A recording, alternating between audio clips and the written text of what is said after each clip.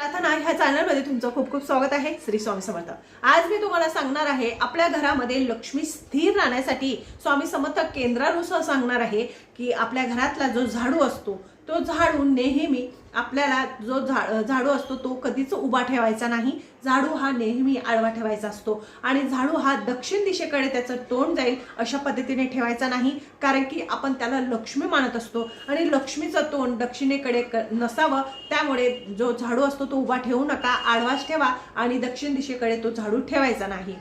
तो कारण की आपण त्याला लक्ष्मीप्रमाणे मानत असतो, तर त्याची काळजी घेणे ही स्त्रीच्या हातात असते। तर ते प्रत्येक स्त्रीने हे करायचं आहे, त्याच्याने आपल्या घरामध्ये लक्ष्मी स्थिर राहते। आता तुम्हाला दुसरा उपाय सांग। दुसरा म्हणजे आपल्या घरामध्ये जर मीठ असेल आणि अचानक ते मीठ सांडलं गेलेलं असेल तर त्याच्यावर पाय देऊ नका, पाय ठेवू नका, कारण की ते लक्ष्मी स्वरूप आहे, लक्ष्मीशी संबंधित आहे, कारण की समुद्रातून ते निघालेलं आहे। ते लक्ष्मीशी खूप निगडीत आहे, त्याच्याने लक्ष्मी माता नाराज होते। आणि बघा, कधी पण आपल्या घरामध्ये मीठ जे असतं ते काचेच्या भांड्यामध्येच ठेवायचं आहे, स्टीलच्या भांड्यामध्ये मीठ ठेवत नाही। त्यामुळे तुम्ही तुमच्या घरामध्ये छोटी बरणी असेल, मोठी बरणी असेल, काचेचं भांडं असेल, त्याच्यातच आपल्याला मीठ ठेवायचं आहे। तुम्ही प्लास्टिकमध्ये किंवा स्टीलमध्ये मीठ ठेवू नका, हे वास्तुशास्त्राप्रमाणे चुकीचं सांगितलेलं आहे। आणि दुसरं म्हणजे त्याला पायाखाली जाऊ देऊ नका, तेच भरायचं आहे आणि पाण्यामध्ये विसर्जन करून टाकायचं आहे।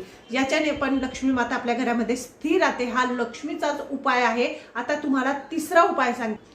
आता जो तिसरा उपाय आहे, तर आपल्याला संध्याकाळच्या टायमाला ज्या वेळेस आपल्या घरामध्ये दिवाबत्ती लागते, 7-7:30 लक्ष्मी मातेचं येण्याचा टाइम असतो, त्यावेळेस ह्या 3 वस्तू कधीच कुणाला देऊ नका, कितीही मागायला आलं तरी देऊ नका। मीठ, तुम्हाला सांगते, मीठ, पैसा आणि झाडू।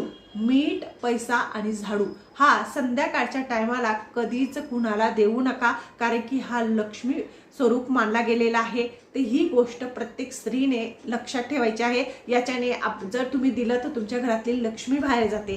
त्यामुळे कारण की ह्या लक्ष्मी स्वरूप आहे, ते आपल्या घरातच असाव्या। संध्याकाळच्या टायमाला कधीच कुणाला देऊ नका, हे लक्षात ठेवायचं।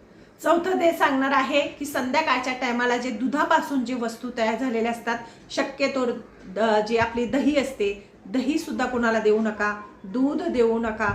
दुधापासून जे पदार्थ तयार झालेले असतात ते सुद्धा संध्याकाळच्या टायमाला कोणाला देत नसतात, पैसे देत नसतात, कारण की पैसे हे आपली लक्ष्मी असते। आणि संध्याकाळच्या टायमाला दिवाबत्ती झाल्यानंतर ह्या ज्या वस्तू मी तुम्हाला सांगितलेल्या आहे त्या देऊ नका। याच्याने काय होईल, तुमच्या घरामध्ये दरिद्रता निवास होईल। तुम्ही जर दिल्या तर दरिद्रता निवास होईल, ही अंधश्रद्धा नाही आहे, वास्तुशास्त्राप्रमाणेच मी तुम्हाला सांगितलेलं आहे की ह्या वस्तू देऊ नका। पूर्वीच्या काळी आपले आजोबा आजी कधीच कुणाला दही वगैरे असं देत नव्हते।